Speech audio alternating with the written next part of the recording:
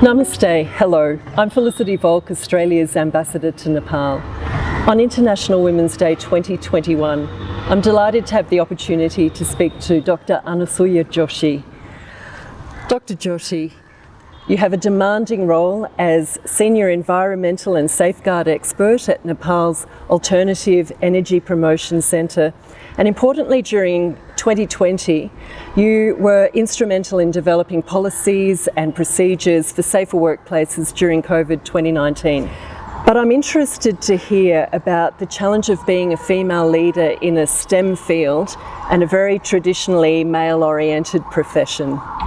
Well, when I came back to Nepal after completing my PhD in Australia, I started to find a job, and it wasn't easy task for me.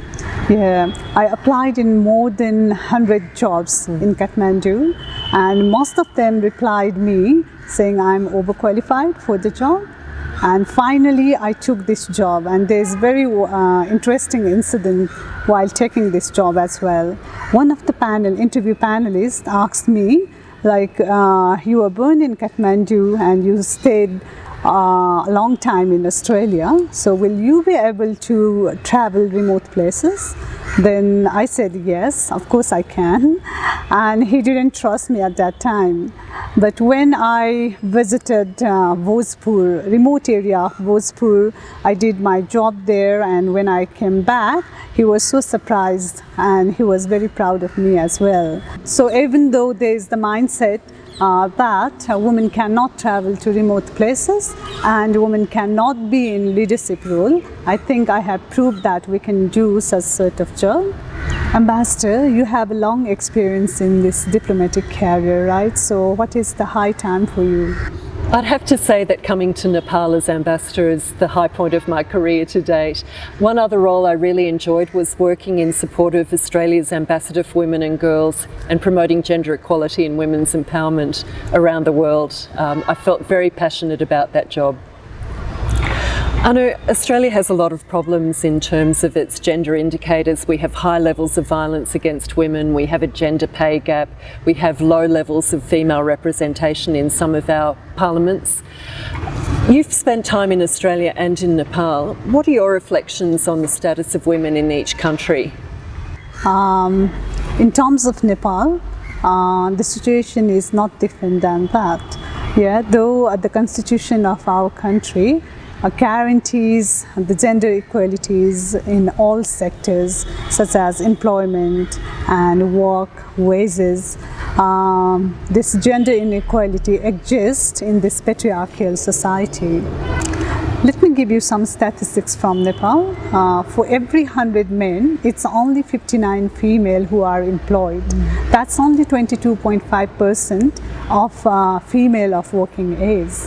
And in terms of wages, women it's almost like 5,000 less than male. So I think it's everywhere. It's a global problem that in Nepal, not only in Nepal and Australia, it's everywhere. We have to do a lot to achieve this gender equality. You're absolutely right, Anu. And I think the situation of COVID has probably made things even more difficult for women and girls. So what are the challenges that women in Australia have faced during COVID-19 pandemic? I think the challenges that women have faced in Australia during the pandemic have been similar to those faced by women around the world. One of the things that we've really been concerned about is the huge increase in gender-based violence, family and domestic violence. The numbers have skyrocketed and women have been far more vulnerable because they're stuck at home with partners who are violent. But also economic issues have been a problem as women have lost their jobs because of COVID. It's made women and girls far more vulnerable in terms of economic security. I know in Australia we have a phrase, you can't be what you can't see. Really strong female role models are very important for other women. What are the benefits for the women in the remote communities you go to of you being there in a leadership position? I'd like to start with my responsibility actually. So for environmental and social assessment, we need to do consultations, and for that we need to talk to women, children and other vulnerable people. So when it's men, women will not feel comfortable to come out and communicate and tell them their problem.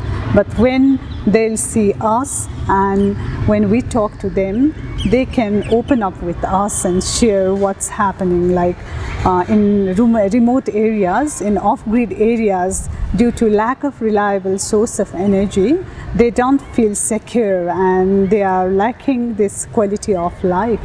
When we'll get a real picture of the community, including the voice of women, children and vulnerable groups, we'll be able to design the project in a sustainable way. Thanks so much for your time today, Anu, and to all women and girls, happy International Women's Day.